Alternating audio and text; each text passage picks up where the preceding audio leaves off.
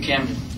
Nothing makes a speaker more nervous than hearing that the crowd all have evaluation sheets on their chair. Please give me good marks. It is a pleasure to be here. I want to start off by thanking the IIE for bringing me here, and for the World Affairs Council of Denver for bringing me out here to Denver.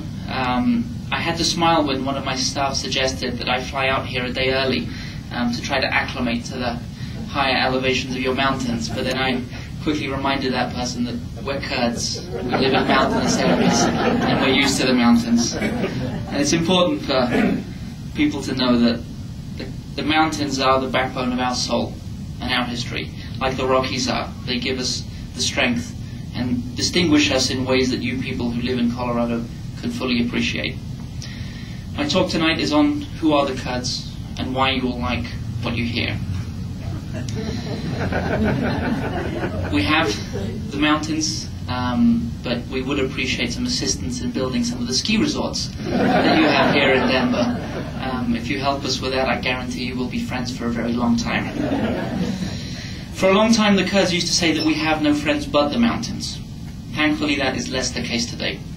Our greatest friends have long been here in the United States. But in the past few years, we've made new friends in some very unlikely places. Those friends are the product of our emerging democracy, that we owe so much to the United States for their efforts in liberating us. So who are we? Who are the Kurds? And what will happen next in Iraq and Kurdistan? And I'm happy to talk about that today. The answer is that today we are the strongest friend and ally that the United States has in our part of Eurasia. Our home is the place with the most progressive press law in the region, the place with a higher percentage of women in our legislature than most of the nations around the world, the place where not one American nor foreigner has been killed in hostile action, the place where Christians and others fleeing religious persecution from elsewhere in Iraq have come to find sanctuary and a future. We are the place where those seeking to invest, from some of our newest friends like the Koreans, to those who once we had stressful and tense relations with, like Turkey, are finding our new economy vibrant, promising, and full of opportunity. And we're not too far away from Denver. Just a few minutes ago, 5:59 Mountain Time, Lufthansa Flight 447 departed Denver International Airport, bound for Frankfurt, Germany. Tomorrow morning, when you land in Germany, you can have a coffee, a pastry, more likely a beer. And you board a second Lufthansa flight, non-stop, to the new state-of-the-art terminal in Erbil International Airport. Erbil is the capital of the Kurdistan region. So by tomorrow night, you'll be in my homeland enjoying an unbelievably delicious kebab and having much tastier tea. Don't just take my word for it. Here's what Time magazine wrote last week about Kurdistan. Foreigners can go freely. Crimes and violence against visitors are unheard of, and the most daunting tasks are finding one's way through the labyrinth local bazaars and keeping pace with the legendary Kurdish hospitality. The article went on to say, in Kurdistan, against the backdrop of the snow-capped Kandil Mountains, a frenetic frontier economy is being driven by the promise of petrodollars from the region's estimated 25 billion barrels of proven oil reserves. Development is intense. New hotels, shopping malls, and housing tracts are springing up to meet Erbil's surging population of more than 1 million. The bars in Ankawa, the city's laid-back Christian quarter, are a heady mixture of oilmen, contractors, journalists, security teams, aid workers, and increasingly tourists. Kurdistan, in many ways, seems a world apart from the rest of Iraq. Situated in the northern part of the country, it has a distinct history and topography. We Kurds are a unique ethnic group, differing from Arabs, Persians, and Turks. About 6 million Kurds live in Iraq. We speak our own Indo-European language, Kurdish, which is now one of the 2 official languages in Iraq.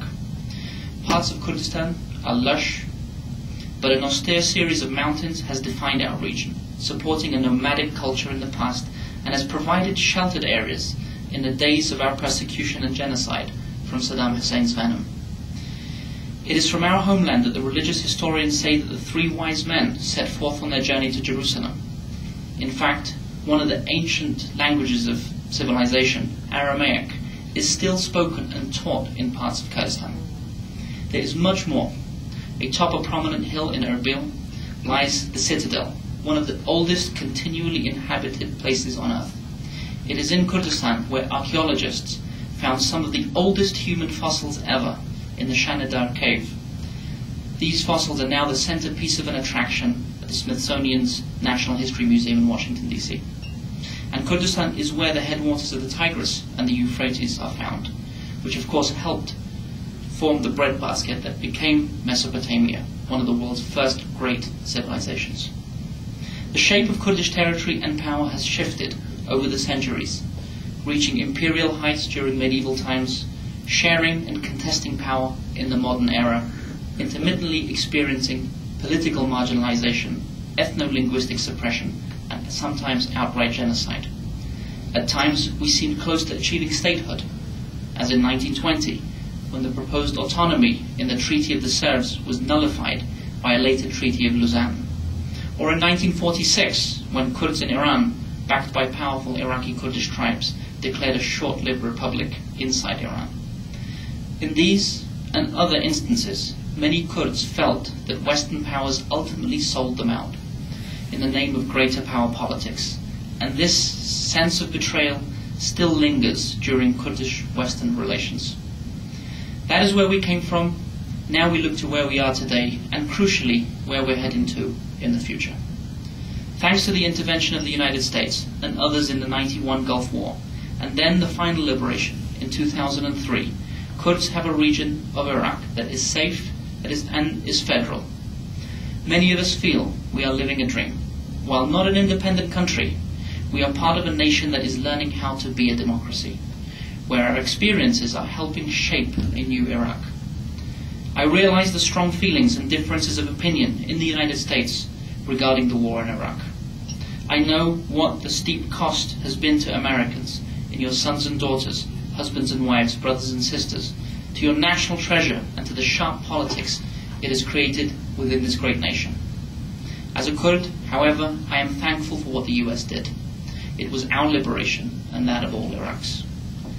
Perhaps one of the lines from Steven Spielberg's film Saving Private Ryan is appropriate here. As a dying American squad leader sees Private Ryan for the first time, he explains the mission and the sacrifices made to save him. He says to the young Ryan, "Earn it." We realize the sacrifices you have made for us. We intend to honor them and to earn them. I think we've already begun, and that's one of the reasons why I was eager to meet with you all today.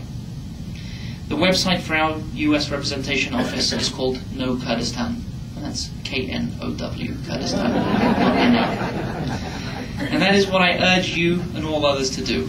Know Kurdistan. You will like what you discover. I know that once you learn about us, you will find ways to invest in us.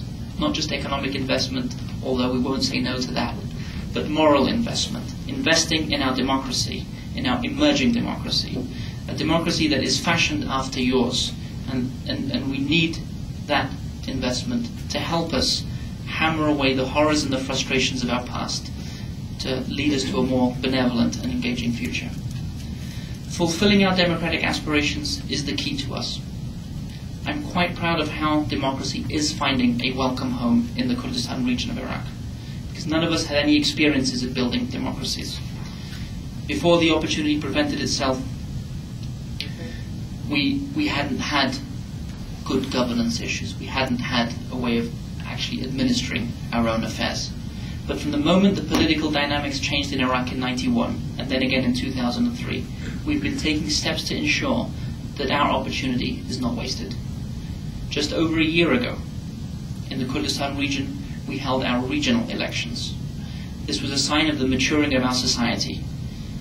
It was the emphasis on the nuts and bolts of domestic issues that affected people's everyday lives. Turnout was more than 80%. On key national issues, there was not much difference between the competing slates.